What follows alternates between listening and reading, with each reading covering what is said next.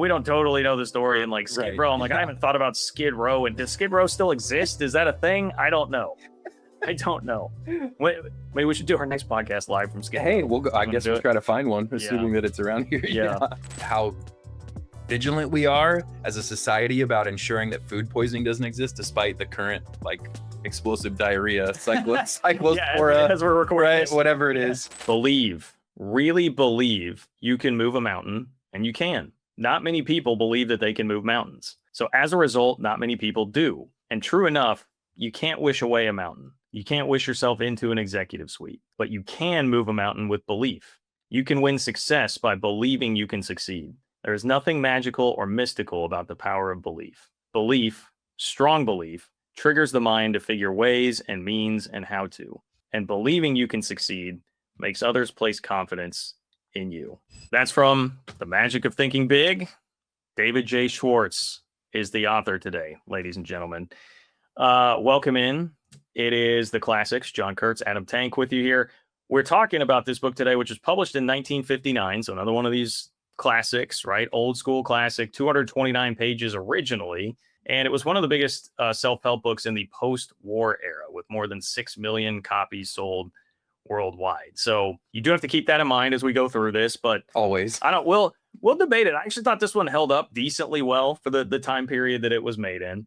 I thought one interesting piece here about David J. Schwartz before we get going is that he was somebody that came from like an academia background. So he had a PhD from Ohio State. He was a marketing professor at Georgia State, and I think lived in the Atlanta area, and was like a marketing academic, but eventually then founded a consulting company that specialized in leadership development, which won't surprise you after you read this book.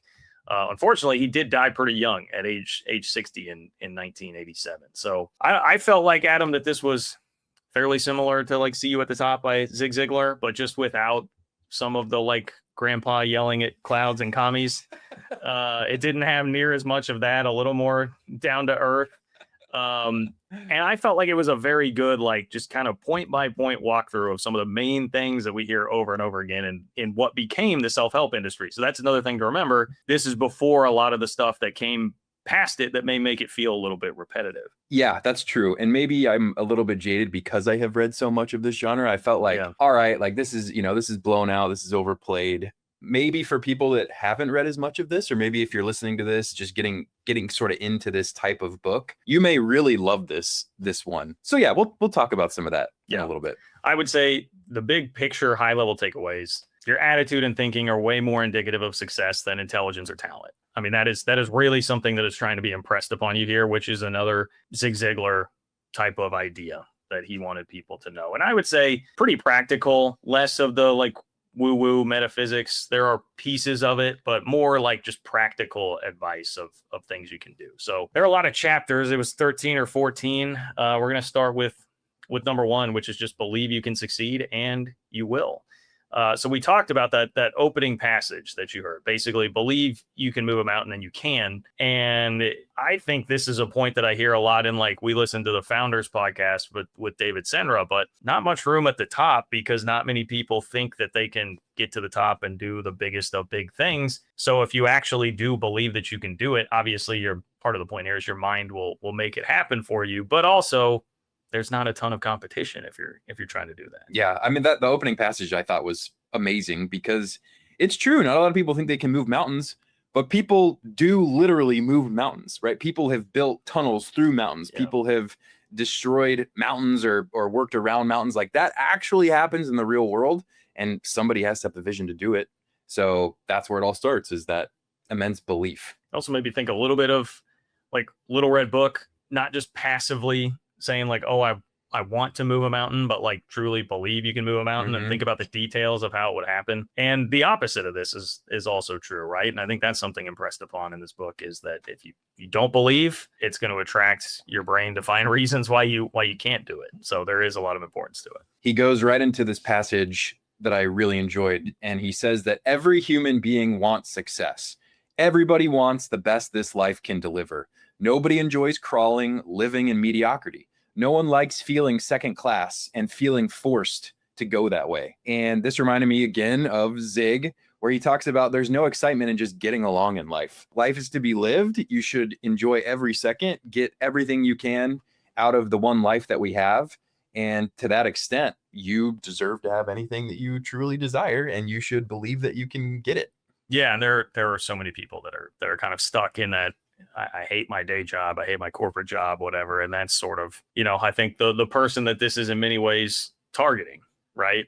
I thought this was one of the best lines, very simple line in the book, but he said, belief is the thermostat that regulates what we accomplish in life. I thought that's a bar, man. That's a bar. That's really good, because it's not, he's not saying like just believing is going to automatically like make everything happen. But if you don't set the thermostat high enough, then like the system's not going to respond by catching up to then put the temperature at that. Like it won't even try if you have the thermostat too low.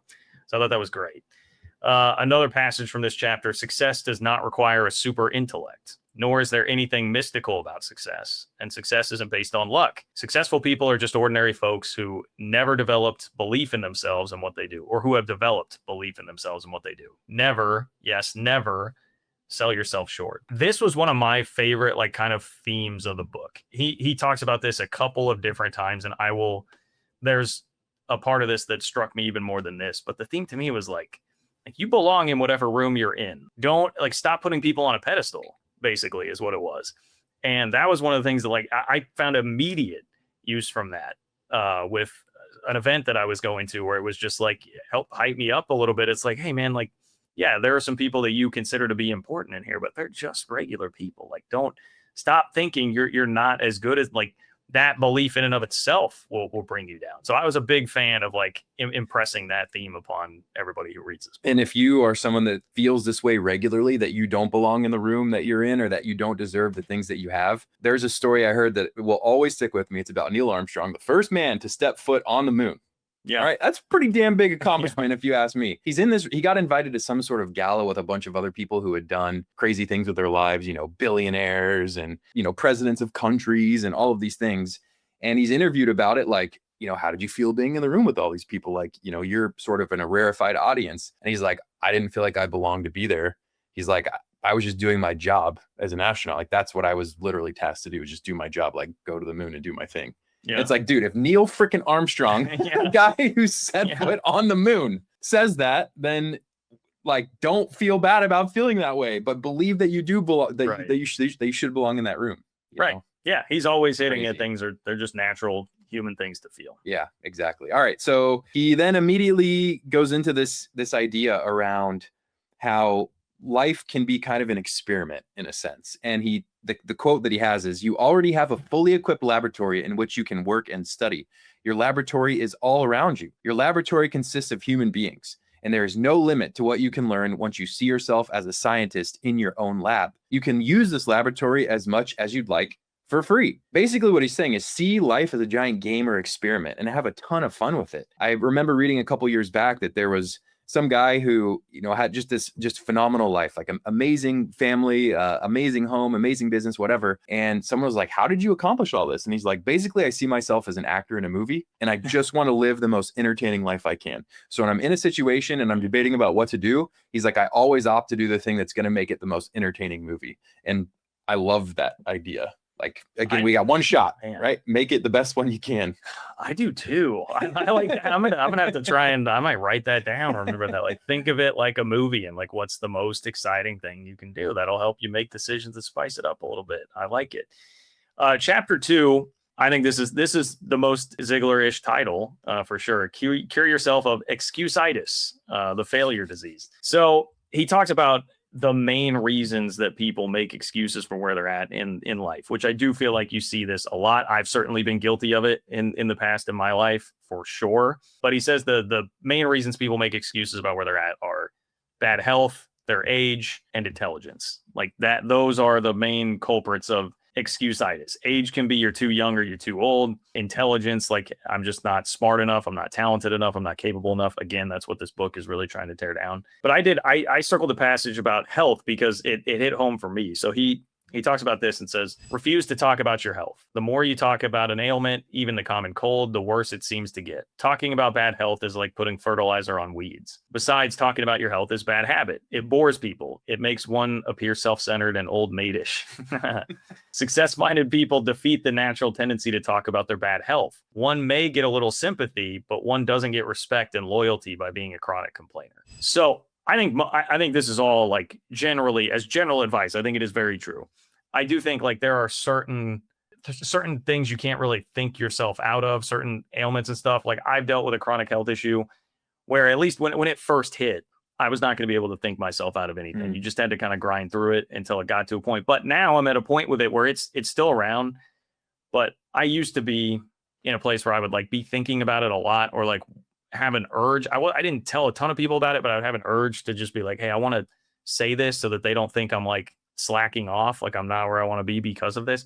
But eventually I came around to this on my own. I'm like, dude, no one wants to hear about it. Like no one wants to hear about it. And who cares? Like just live the best life that you can without it. You know, a lot of health issues and mental health issues. And it was like, yeah, I totally was like, yeah, I'm not where I want to be in my career because I've had all these mental health issues to deal with. And you can very easily like just push the blame off onto that. I think a lot of people do this. Like I can just say, like, do you want to talk to someone who's complaining about their health all the time? Like, no, you don't. You don't. No. So I do think that this is generally very, very true. Yeah. He has a story about a friend, a 78-year-old friend who lived much of his life with a horrible case of tuberculosis. And at some point, his friend decided, this is a quote from his friend, "I'm going to live until I die, and I'm not going to get life and death confused. While I'm on this earth, I'm going to live. Why be only half alive? Every minute a person spends worrying about dying is just 1 minute that fellow might as well have been dead." And I wrote like, geez, like that is intense. And there's this, my wife is going to hate listening to this, but this movie Shawshank Redemption that I always talk about being a wonderful movie. There's this quote that says, you get busy living or you get busy dying. Yeah. And there's nothing in between. And there's another quote in this book that I love too, that says it's better to wear out than to rust out. So yeah, run hard. Like don't be the freaking Tin Man, you know, little Midwestern Wizard of Oz reference, just sitting there getting all locked up. Like, again, you got one shot at this, so give it the best one that you can. I do love that, man. I am a big fan. I've said this in one of the past episodes, but I'm a big fan of the stories of people overcoming like really bad health situations or just living great lives in spite of that, doing great things. So that hits home with me too. Like at a certain point, I just had to decide, like, I'm just going to go enjoy what I can, live the best life I can. Sure, there might be some limitations, but whatever, dude, you got one shot at it. Chapter 3 was build confidence and destroy fear. I think this is so potent for like everybody. I'm saying it to myself here. Like fear is real. Fear is success enemy number one. Fear stops people from capitalizing on opportunity. Fear wears down physical vitality. Fear actually makes people sick, causes organic difficulties, shortens life. Fear closes your mouth when you want to speak. Truly, fear is a powerful force. In one way or another, fear prevents people from getting what they want in life. I mean, what's the reason that stops anybody from doing anything? Like chasing the career that they want, chasing the partner that they want, making friends. You know, you see all this stuff these days about people, you know, no one wants to talk and like go out and meet people anymore. He's like, people are just like too afraid of going up to somebody and introducing themselves, right? I mean, it's just fear of failure, fear of judgment and what other people think, like all these things I feel like drive a ton of the decisions. This is the 1950s. Yeah. Timeless. Yeah. Timeless. Yeah. Again, great to emphasize that. He says, so when you meet another person, make it a policy to think we're just two important people sitting down to discuss something of mutual interest and benefit. The other fellow might look frightfully big, frightfully important, but remember, he's still a human being with essentially the same interests, desires, and problems as you. So back to what I had mentioned earlier. Stop putting people on a pedestal. That gets at the same idea of fear. Stop just like fearing what the interaction is going to be like with someone because they're important. Like whatever, if they're that important and the interaction goes bad, like who cares? They're an important person. They won't remember you anyway. Like, you know, just you gotta stop having the fear. I've always thought about, like, if I got sat down on an airplane next to name like the president of, I don't know, Senegal as an example. And I had no clue who this person was, but clear they are the most important person in their country. And I had no idea. Just treat them like anyone else. Yeah, it wouldn't matter to you. Yeah. Like, okay, all right, cool. Like whoever you are, great to meet you. Let's talk shop and talk about life and whatever. And we spin up these stories about people in our heads because of their title or, you know, whatever. circumstances that they live in. Yeah. It's like ultimately we are all the same. We all want the same stuff, right? We want great health. We want great friends, great relationships. You know, we want to have comfort and safety and success and all these things. Yeah. I mean, at the end of the day, we all want it all. And so big thing in this chapter that we have heard over and over relative to the action component, but basically this the simple as action conquers fear. If whatever you're afraid of, the second you take action, that fear will go away. And the other thing about this too is that the opposite of that, hesitation, the opposite of action, makes it even worse. The more you hesitate, the more you dwell on it and think about it, the larger that fear grows, and it gets even worse and worse and worse. And then it could actually become a problem because you're waiting to do something about it. So I just got to reiterate that whole action component. Take action now. Yeah, he makes the point. He used a couple of examples, but one that I remember was like Broadway actors, I believe it was, like that they experience like stage fright or whatever before they're going on, but they all say like the second that they get out there and start going, like the fear just vanishes. Like it is quite literally the action that gets it done. Chapter 4, obviously, there's a big theme of the book, how to think big. One passage here, suppose you say we face a problem. You've created a picture in the minds of others of something difficult, unpleasant to solve. Instead, say we face a challenge, and you create in the mind a picture of fun, sport, something pleasant to do. Or if you tell a group we incurred a big expense, people see money spent that will never return. Indeed, that is unpleasant. Instead, say we made a big investment, and people see a picture of something that will return profits later on. Well, first of all, I feel like that's like sales 101, right? Like if you're selling anything, you're going to call it an investment. You're not going to call it an expense. But this is one, shout out to my guy, Zig Ziglar. This just made me think of Zig. This is like Zig 101. He won't call it an alarm clock. He calls it an opportunity clock because of the connotation of an alarm versus an opportunity. He calls it a go light and not a stop light, which, obviously that's like maybe a bit over the top, but I get the point that he's making with that, which is like your word choice matters and how you speak matters. And I've tried to pay so much attention to this in the last couple of months since we started doing this, where it's like, how do I describe just like daily things? Because we do this all the time, like just little things, the way we describe them, it makes it seem like so terrible. And I'm just like, is it really? Like you can make a difference in how you approach things just by paying a bit of attention to this, man. Another one here, he says I'm doing my job and that's enough attitude is small negative thinking. Big thinkers see themselves as members of a team effort, as winning or losing with the team, not by themselves. They help in every way they can, even when there is no direct and immediate compensation or other reward. Once again, this is in the 50s. How often do we see this now? I feel like it's the trend among the younger generations to, screw your corporate company or whatever. Like just, don't do a thing more than what you're paid to do. Try to get every little thing you can out of it while doing nothing in return for them. Like there's a general attitude from a lot of the workforce that I think really takes this to heart right now. And clearly that's been going on for a long time. Yeah. I thought it was so funny that you wrote this down as a takeaway from the passage, because just a few pages before that, he talks about his friend who's the CEO who's trying to hire the people just coming out of college, 21, 22-year-olds. Again, late 1950s, right? This is over 70 years ago.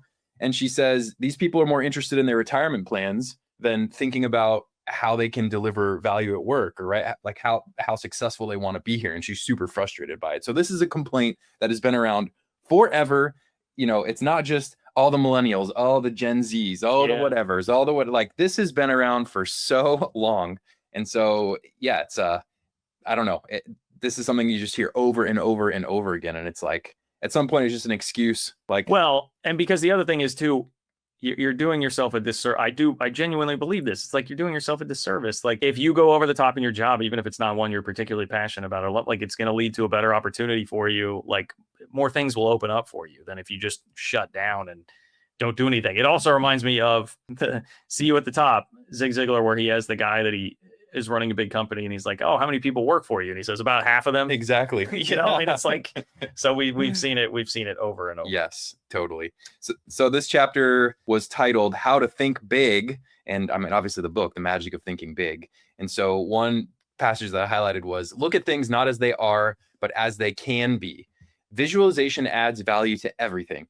A big thinker always visualizes what can be done in the future. He isn't stuck with the present. So if you want to think big, think about, again, what things can be. And you hear stories about this, people living their lives, people in business, sports, I think in particular, a lot of people that are visualizing what it looks like to win the championship, make the winning putt, right? Shooting the winning shot, whatever. That's what they're always focused on, is visualizing being in that moment when they have made it big.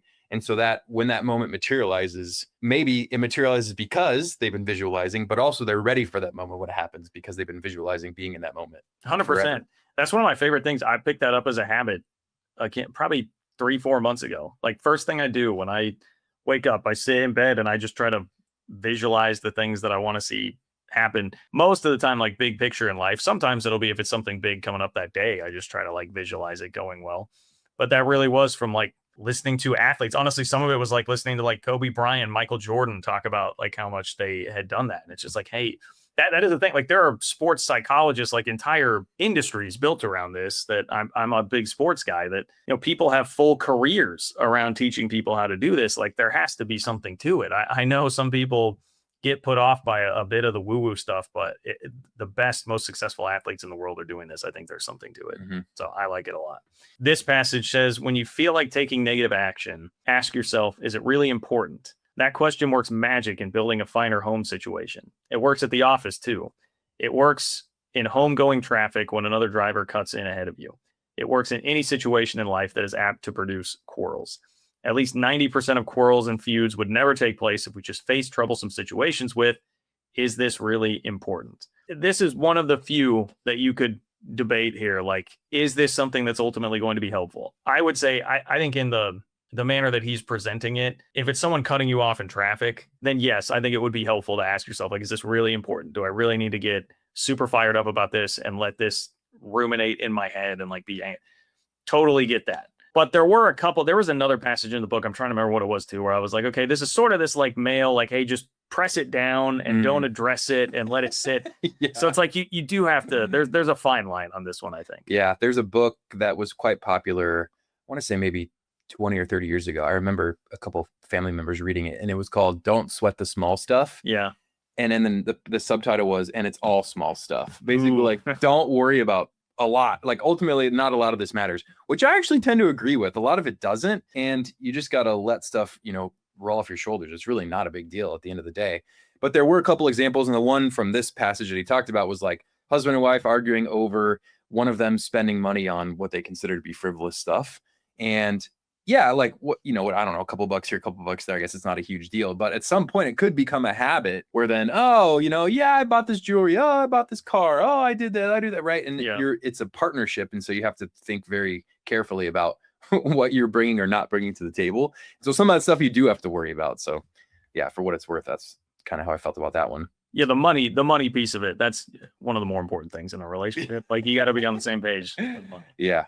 All right, it's chapter 5. The title is How to Think and Dream Creatively. And the passage that I highlighted first was that nothing grows in ice. If we let tradition freeze our minds, new ideas can't sprout. And I am like, there's a couple people in my life right now who are trending towards that ice moment. And I'm always trying to crack it like, don't be that guy. Don't be that old man. Don't be that person. Yeah. That's that way. And in the book, Schwartz talks about this guy who says that he can't go back to school because he's got, he now has a wife and they live in a tiny apartment and they have a couple kids and he's so busy and he works, 12 hours a day or whatever. And then Schwartz basically challenges him to say like, hey, set in your mind that you're going to do it and your brain will figure out a way to get you back into school. And sure enough, he ends up finding a way to do it. And I just think about, it's amazing what you can make time for when you really prioritize things. And I think this especially happens when people have kids for the first time. Like, you don't realize how much time you're either wasting or just spending on non-productive things because your kid forces you to carve out time for them. Yeah. And you're like, damn, what was I doing at that time that I wasn't spending with my kid? Probably wasn't anything that important. And they also, like, I can't remember if it was this book or the next one we're going to cover, but they talk about like, you always, if you want something done, give it to the busy person. Because they will always find a way to get it done. It's the people that are just like, oh, I got all the time in the world. Well, what do you need? Whatever. They never get stuff done. And it's just incredible what you can do when you really sit back and think about where you're spending your time, what you want to get out of life. Well, similar anecdote, I believe it was in this book, wasn't it? Where he talks about a guy that wanted a house and he and his wife that like, they thought they couldn't afford it, but the guy got really creative with the way he was able to finance a house. Like it was the same type of idea. Like he thought There was no way, but he thought, if I don't do it now, we're just going to sit here and always rent. And so now, once again, 50s versus right now, maybe that's a different story right now based on where the housing industry is at. But the point was, like, he got creative, talked to somebody who gave him a creative loan, and like they made it happen. Chapter 6 is you are what you think you are. This passage says, others see in us what we see in ourselves. We receive the kind of treatment we think we deserve. Thinking does make it so. The fellow who thinks he's inferior, regardless of what his real qualifications may be, is inferior. For thinking regulates his actions. If a man feels inferior, he acts that way, and no veneer of cover-up or bluff will hide this basic feeling for long. The person who feels he isn't important isn't. This is like imposter syndrome, right? Like, which I feel like you hear a lot about these days that people struggle with. And I mean, certainly I'm well aware of that feeling. I feel like this all ties back into, like, don't go into a room thinking that you're less important than other people. And I do feel like some of that will show. He also, one thing he and Zig really go after Skid Row a lot, which, once again, sign of the times. There are bits and pieces of it here in this book, but he makes the point, like, hey, we don't respect the guy on Skid Row because he doesn't respect himself. And like, that's why he wound up there. And I was like, I mean, okay, like, what there might be some truth to that, but also we don't totally know the story. And like Skid Row, I'm like, I haven't thought about Skid Row. And does Skid Row still exist? Is that a thing? I don't know. Maybe we should do our next podcast live from Skid Row. Hey, we'll go. I guess we'll try to find one, assuming that it's around here. Yeah. There's also, he has a big section on dressing for success, which to me felt like another one of the sort of like old timey moments and points of this book. I know plenty of people that are really successful that just, for instance, like the guy who is the biggest in my space, he wears a white t-shirt every single time he's on camera and on air. Like, that's his thing. It's like his uniform. And his whole point was, I didn't like dressing up when I was on TV. I got my own thing now. I'm just going to wear a white t-shirt. Like, I don't know that it matters as much as it did perhaps in the 50s. Yeah, I would tend to agree with that. There is something to be said for embodying the person that you want to become, or embodying the thing that you want to be. And if dress is a part of that, then absolutely. Like, you know, I think about like when I was in grad school as an example, and, you know, we had to go to these different events with all these recruiters and companies and whatever, and you had to put on a suit and a tie, whatever. Like, you definitely do carry yourself differently when you're in a suit and a tie. And so there is something to be said for that mind, I don't know, call it mind dress connection or whatever. Just yesterday. So most times I drive my daughter to school. I then go and work out. And then after I work out, I go sit down at a coffee shop before I pick her up. So most days I show up sweaty, disgusting, shorts, t-shirt, gross, whatever. Just yesterday, I took a day off from the gym. I went in and, you know, call it nicer clothes, if you will. And the second I walked in, the barista that I see 3 times a week, who's never said anything to me other than, what would you know, how can I help you? Was like, hey, I really like your shirt. Oh, wow. And I was like, all right, there we go. It does make a difference in how people perceive you. So I don't know, maybe Schwartz, there is something to this. I need to start. Maybe I'll show up for the next one. And that's right. David Dunn would appreciate that. Oh, definitely. Yes, exactly. Absolutely. Yeah. So you see the difference that I've made with you. It is so true. It is so true. Stay tuned. I don't know the order we're releasing this, but make sure you check out the Try Giving Yourself Away episode. You'll hear much more about that. I think, in fairness to Schwartz here writing this book, if you're more in like that business world, yes, some jobs, like, you're going to have to dress up. And if you're not doing your part with that, it is going to rub off. Yeah. He mentions people that are afraid of public speaking and the reason that they're typically afraid of public speaking. And so he says, if you're someone that's getting up in front of people that you're, you know, scared as hell to go up and speak in front of people, think about this and repeat this to yourself in advance. I'm going to give a great talk. I've got something those people need to hear and I want to say. So occupy that room, be the person that you want to become. Know that you have something to say. Feel like it's something really important, and that's going to carry you through. It's really easy to talk about things that you're excited about. You know, I mean, if I was like, John, let's talk about sports, right? I'd be here for the next 6 months. College football, you know, man, like, no question about it. And I believe that you do feel it's important, that you do have something to say, and that's probably why you're so damn good at it, because you love it. So if you're someone going to, and this doesn't have to be public speaking, really anything for that matter, but like if you're afraid to go and approach people or talk to someone or do whatever, just think about the things that you really enjoy and go out there and talk about it. Chances are you're probably going to find someone that also appreciates what you have to say too. Yeah. Well, I feel like this ties into the next passage I had highlighted, which was he's talking about basically making a silent commercial for yourself. It's like I would change silent commercial these days to like you're making like a hype reel for yourself. You know, you're talking yourself up. He says, read your commercial silently several times every day. Read it before you tackle anything that demands courage. Read it every time you feel let down.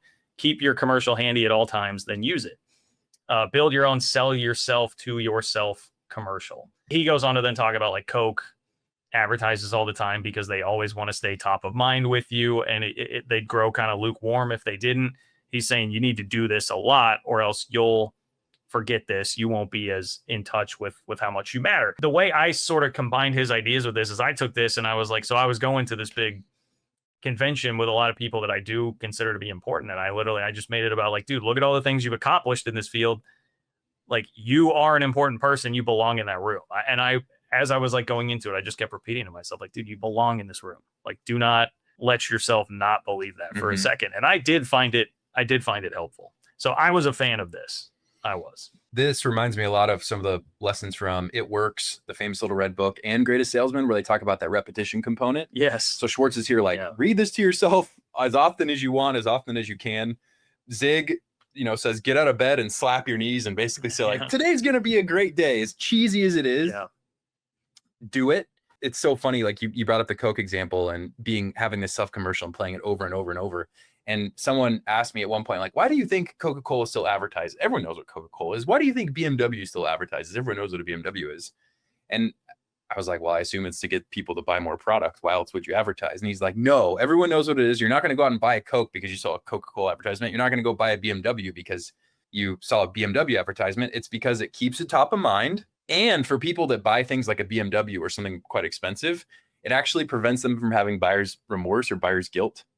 Oh, wow. Which I thought was pretty interesting. Wow. Okay. Yeah. So like it's sort of the same philosophy here. Like when you believe you belong in that room, you're quelling that sense of like imposter syndrome. Like, do I really deserve the BMW? Do I really deserve to be in this place? Hell yeah, I do. Right. I'm hyping myself up. I'm going to give myself this commercial. I'm going to think about it all the time. I actually thought this whole idea of like a self-commercial, and the one that he gave in the book, like was a super cheesy example. It definitely was. And I was like, this is unbelievably cheese. And then of course, the very next page, he shits all over me as the reader. And he says, a lot of people, maybe even a majority, may ho-ho at this success rewarding technique. That would be me. I am that person.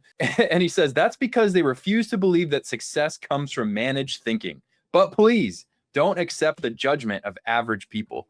I was being that average guy. Schwartz, man, you just slapped it right in my face. Well, in your defense, I would say like, you can pick and choose what stuff works for you and what doesn't. If it doesn't, that's fine. I seem to lean a bit into some of the cheesy stuff, and it works for me. So I think to each his own. Yep. To each his own. Chapter 7 is manage your environment. He starts by saying the body is what the body is fed. By the same token, the mind is what the mind is fed. Mind food, of course, doesn't come in packages, and you can't buy it at the store. Mind food is your environment. All the countless things that influence your conscious and subconscious thought. The kind of mind food we consume determines our habits, attitudes, and personality. I mean, this is something we just like, of all the things we hear over and over again, this is absolutely one of them. Like, it's the information diet, as you've phrased it before, which I think is so good. What podcasts are you listening to? What books are you reading? What people do you keep around you? Like, make sure you're associating with positive people as much as you can. And it's so helpful. I think of all the changes I've made in my life in the last year or two, like this is the most important. Like it just keeps you every day, just like the Coke commercial. It's like, it just keeps it top of mind every day. So you can't slip too far if you've built your environment to where you won't. I also think of like Atomic Habits where, he talks about when you're building a habit, like it's basically, you need to just eliminate the things that will keep you off course. And if you set up your environment for success, I don't keep peanut butter around the house because if I did, I would just eat a jar of it every day. But if I don't have it there, I can't eat it, right? So like you just set up your environment so that you have a buffer, basically. And that to me is what the information diet does. Back to Zig. We probably mentioned him 15 times so far. Mention him again. He has that term, you need to check up from the neck up. Information diet, thinking about what's going on in your head. Later on in the chapter, he brings up the analogy of how vigilant we are as a society about ensuring that food poisoning doesn't exist, despite the current like explosive diarrhea, cyclospora, as we're recording right? this. Whatever it is. But he basically talks about like how diligent are we with our physical diets and what we put into our body.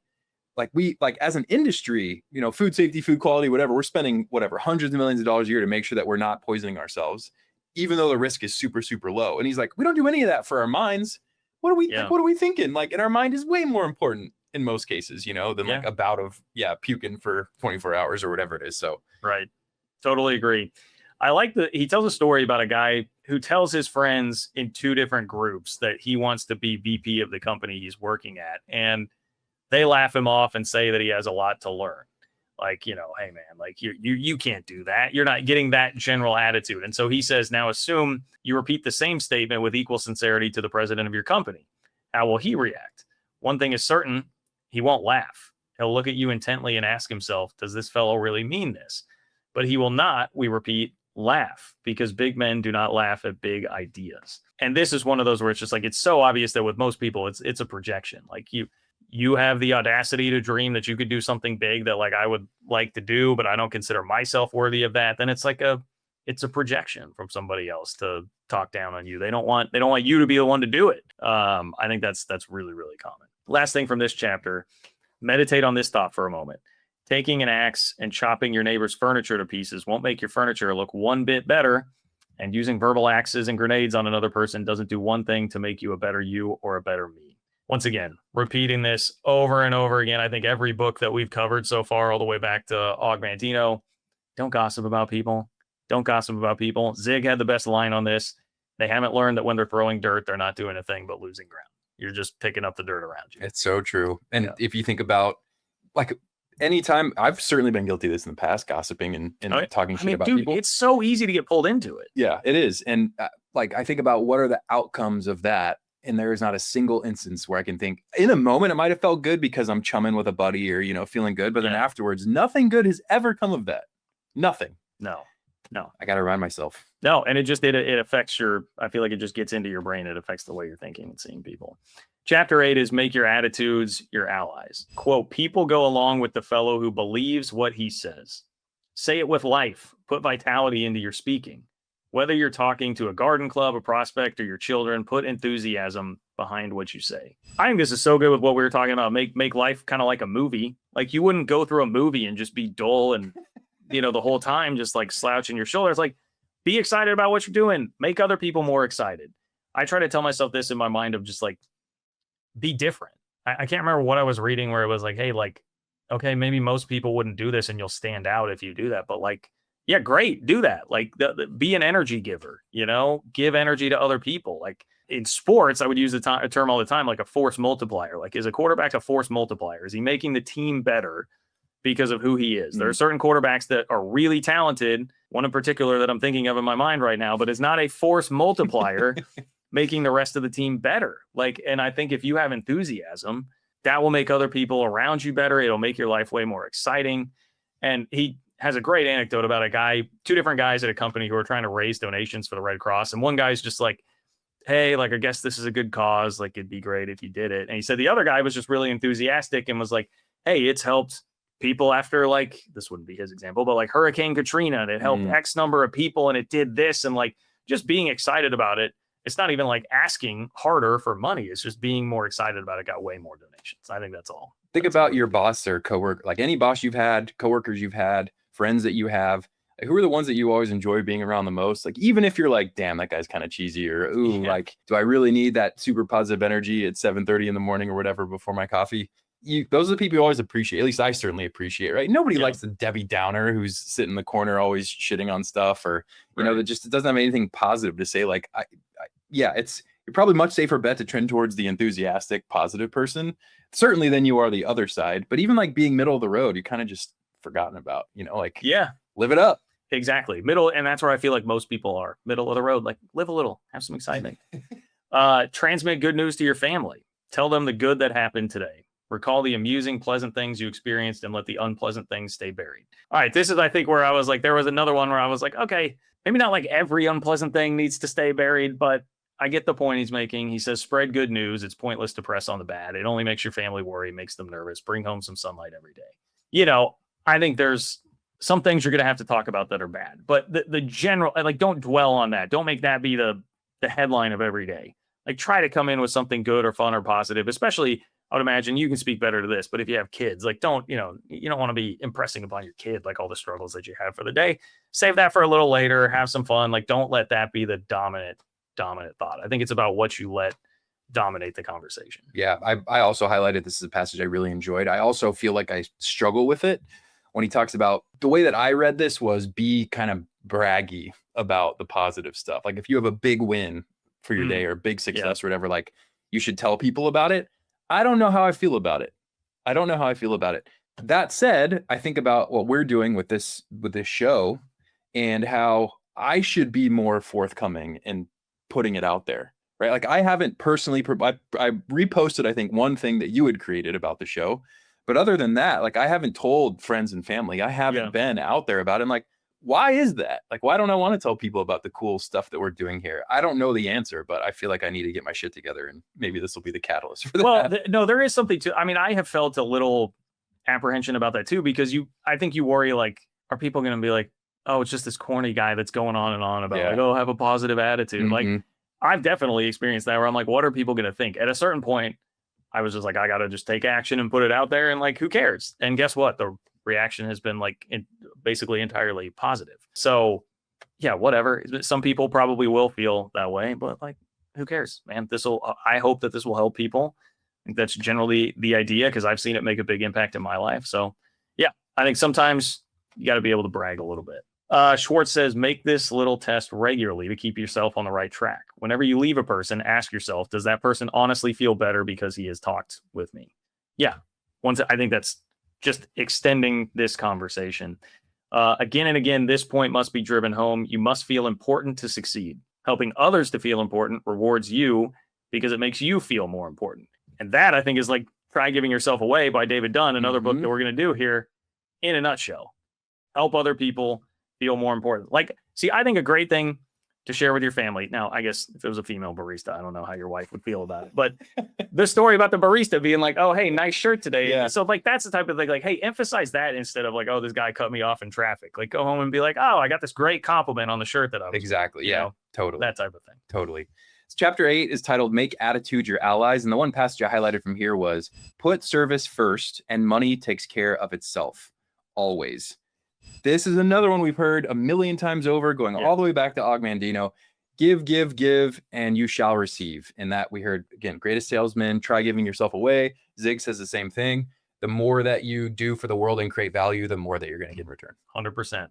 Og Mandino's character gives away half of everything he makes the entire time, all the way through, and he becomes the greatest salesman in the world.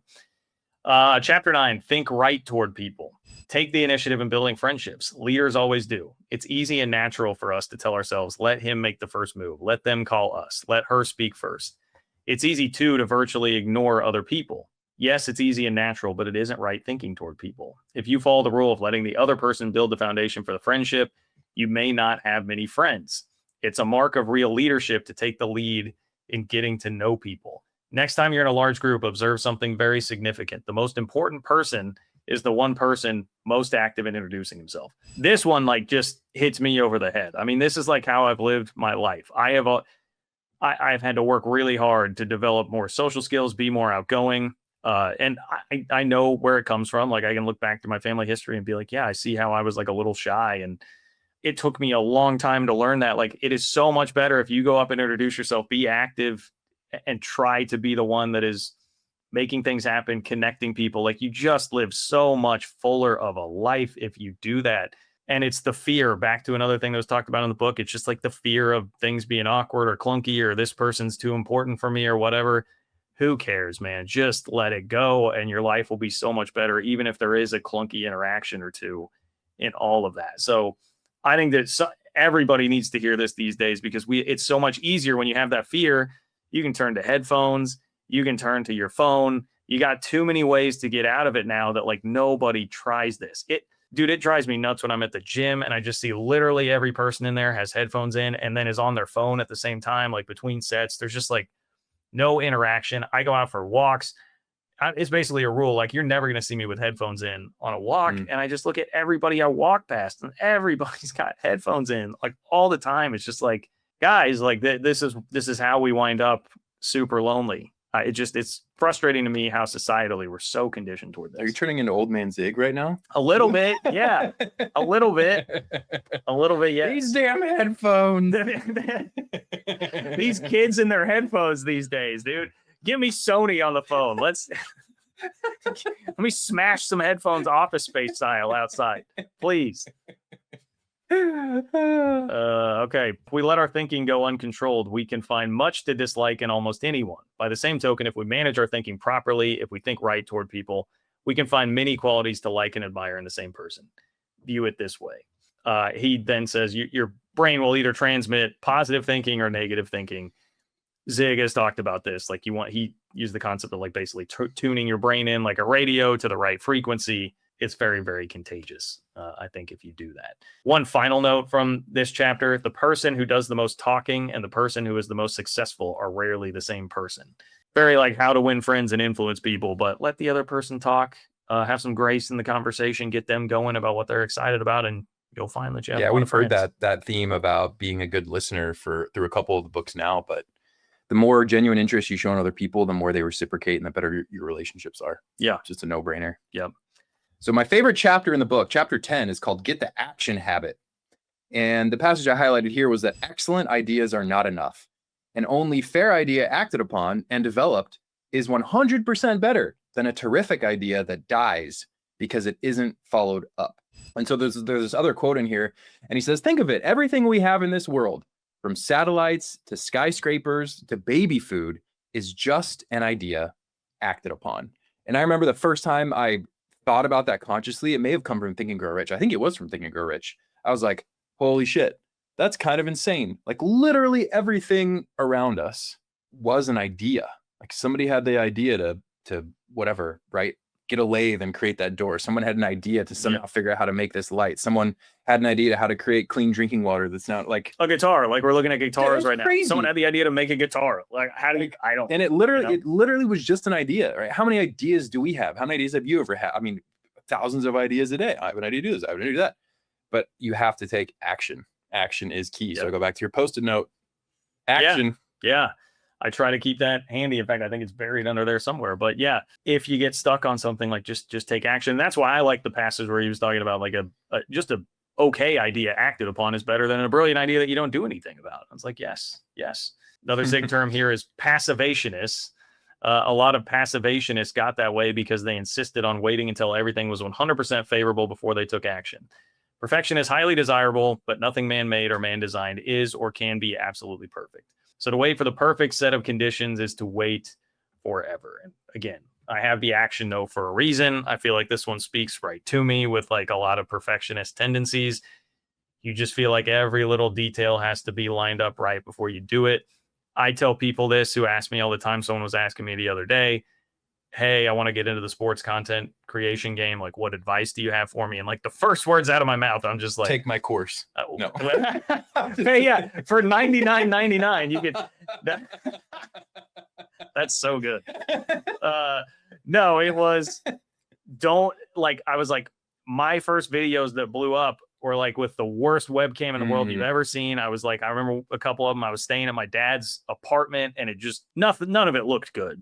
It doesn't matter. You just got to get out there and start doing it. Like, don't worry about having the perfect equipment or the perfect script or whatever. Just start doing it. You'll figure it out on the fly. People can still respond to it if it's good content, but then you'll find out along the way how you need to adjust it. So yeah, just take action. One of my favorite quotes from Zig in See You at the Top was that people always wait to go out on a limb because they think it's too risky. But he says they fail to realize that the fruit is always out on the limb. So you have to be willing to take some risk. You have to be willing to deal with imperfection. You have to be willing to know that things aren't going to go the way that you planned, but that's the only way you're going to get what you want, because that's where the things you want always are. They're out there on the other side of risk and fear and failure and all that kind of stuff. Yeah, that's one of those lines. I've been thinking, man, like I've seen actually on your website, you have like a whole section of like quotes. I was like, I got to make my own. And that would be one that I would add to that. That's a really, really, the test of a successful person is not an ability to eliminate all problems before they arise, but to meet and work out difficulties when they do arise. That's another one. You guys know my trademark by this point. That's a bar.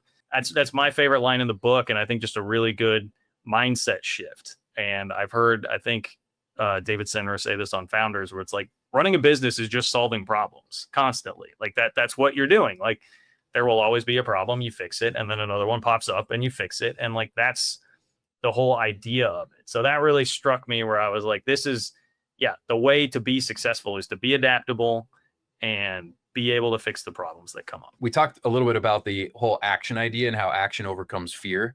And he brings it up again, and he has a couple great examples. They read like this: dread making a certain phone call, make it, and the dread disappears. Dread going to the doctor for a checkup, go, and your worry vanishes. Chances are nothing serious is wrong with you. And if there is, at least you know where you stand. Dread discussing a problem with your superior, discuss it, and discover how those worries are conquered. There was a quote I heard a couple years ago, and it basically said, always go towards the pain. Yeah. Go towards the tough decision, go towards the tough conversation. And that's going to make everything so much easier. But it's true. Like, think about the things that you've like in the past that you've dreaded, like, oh my God, I got to make this phone call. I got to have this conversation with someone. I got to do X, Y, or Z. And then after you do it, it like literally just melts away. It's just gone. And it's absolutely true. Like, we create a lot more anxiety and angst and fear and all these things by hesitating, which you talked about earlier as well. 100%. Like, into the storm is another phrase that I hear used a lot for the same time. Like, you just got to go through it. Like, you're not getting around it. Just go through it. One final note that I made, like, he has a passage about, like, when you write a thought down on paper, your mind is fully focused on it. It's a really good thing to do. And that's another thing I feel like you hear a lot, like thinking on paper. It scientifically, like, it really helps out your brain to do that. So whatever it is that if you're debating something, struggle with something, I try to do it a lot to journal. Very, very helpful.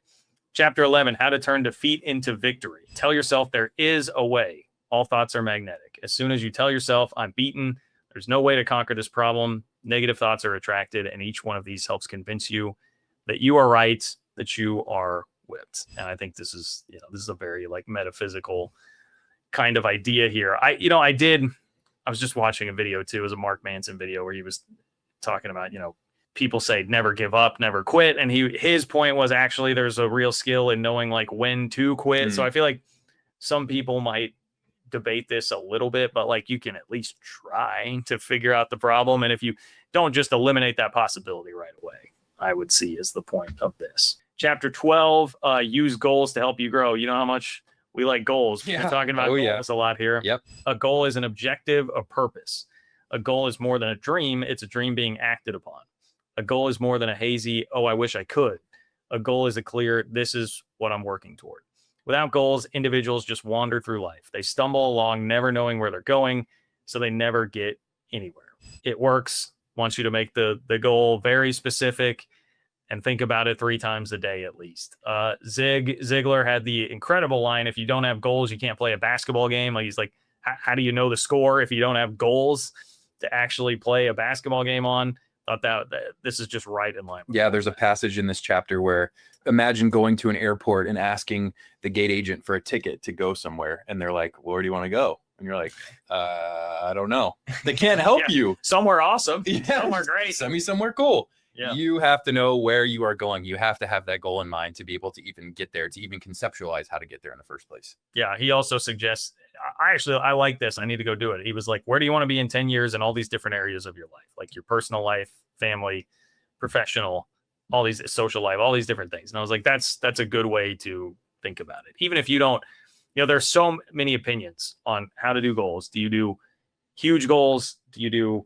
smaller so that you see the progress and you work your way up? It's like, if you at least just have some idea, some vision of where you want to go in 10 years, like that, I think will be very, very helpful. It makes a big difference. That's one of the 7 habits, is begin with the end in mind. Yeah. Makes everything so much easier when you have that destination in mind. And I did an exercise a couple years ago by a guy named Frank Kern. Maybe we'll find a way to get the link, the YouTube video, but it's a very similar thing. He calls it the best day ever. Granted, this isn't 10 years, but it's more of imagine the best day that you could ever have in your entire life. What would that look like? And literally chart it out if you can, minute by minute. When would you wake up? Would you wake up to an alarm? What does the sound of the alarm look like? If you're having coffee, is it hot or cold? Right? All that stuff.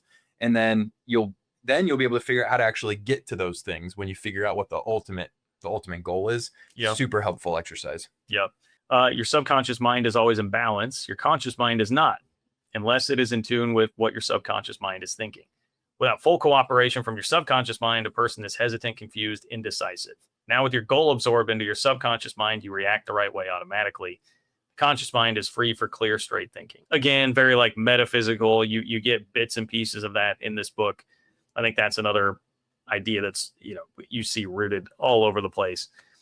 You want to get your subconscious mind that you're not consciously thinking about all the time on the path of finding solutions, thinking positively, and that is where I feel like the information diet has been the most helpful to me. It's like I now will have automatic reactions that I never would have had in the past because I'm sitting there thinking I should move toward this. I should take action. I should go talk to this person. I'm not afraid to do it. And I've noticed that lately. It's like, it really works. It works. There's a story about a woman in this chapter. She was diagnosed with cancer when her son was 2 years old. And as it turned out, her husband had actually died 3 months before the diagnosis. So she was in a horrible state, and the doctors didn't have much hope that she would live beyond, maybe 6 months, 12 months, whatever. But she lived until her son graduated college and then died 6 weeks later. And it was her goal to get her son through college. That was the thing that was keeping her alive. And it reminded me of the funeral home story that you brought up in one of our past episodes, where there's a bunch of folks in old people or retirement communities, elderly places, where they're dying just after holidays or just after major anniversaries or birthdays, because they have this goal in mind. I am going to live to Christmas. I'm going to live to my next birthday. And then the second they do it, they don't have anything else in mind and they expire. Yep. That's probably the best proof for goals of anything we've got. Chapter 13, and this is the last, how to think like a leader. In similar fashion, ask yourself what kind of club, community, school, or church it would be if everyone acted like you. Think, talk, act, live the way you want your subordinates to think, talk, act, live, and they will.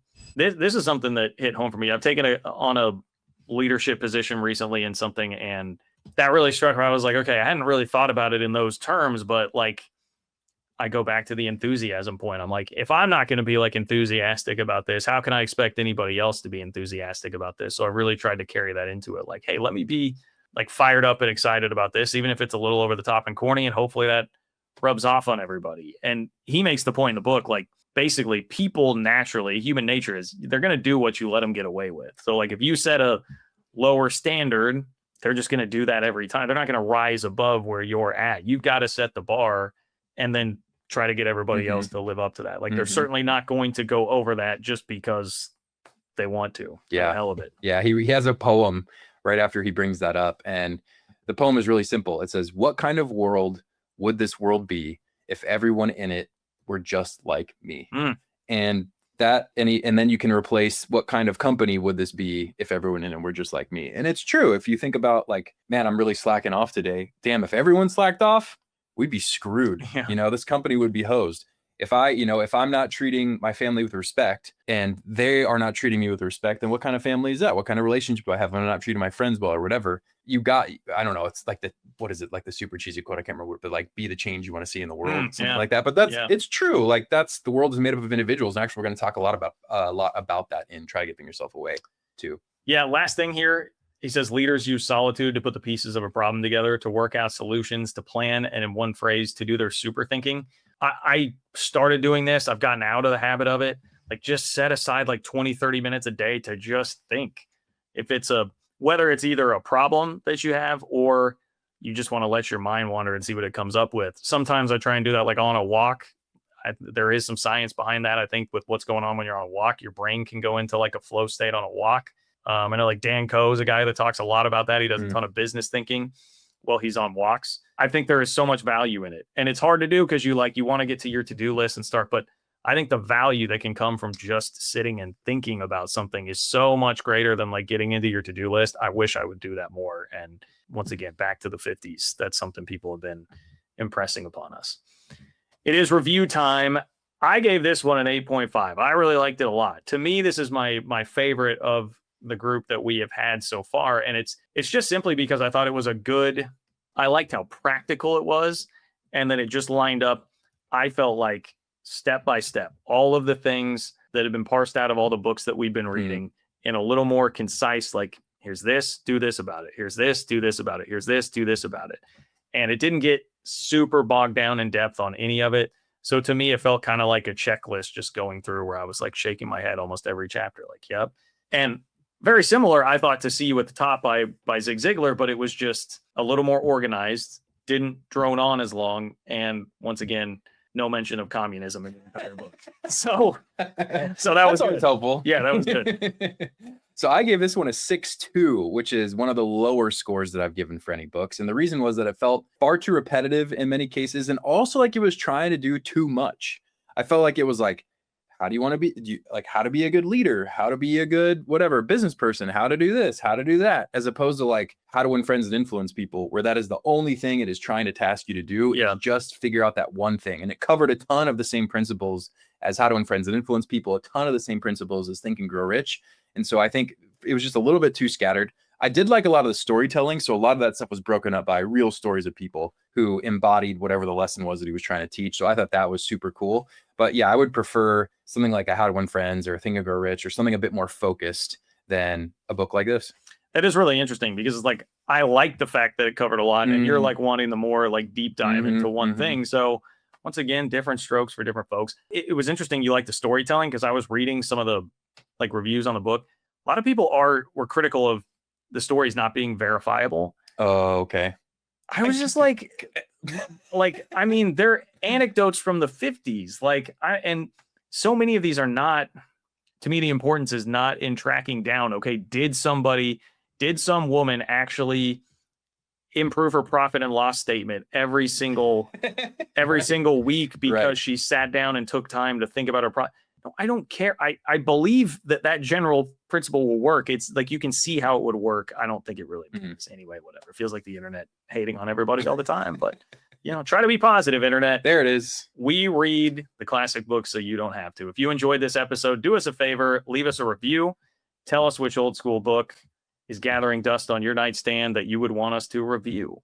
And definitely like, share, subscribe, help us spread. We don't have a single comment yet on any of our YouTube videos. So there you go. Who's going to be the first? Yes, get a comment in there, somebody. You may or may not receive something from us if you do that. Actually, we throw a little teaser out there. We've discussed that. Might get a little something. Yeah. Even if you just say first, if you're the person that walks in there, just totally say first. Fine. Yeah, or say this episode sucked. I'm cool. Whatever. Yeah. Just throw a comment out there. It's fine. Exactly. For Adam, I'm John. This has been The Classics.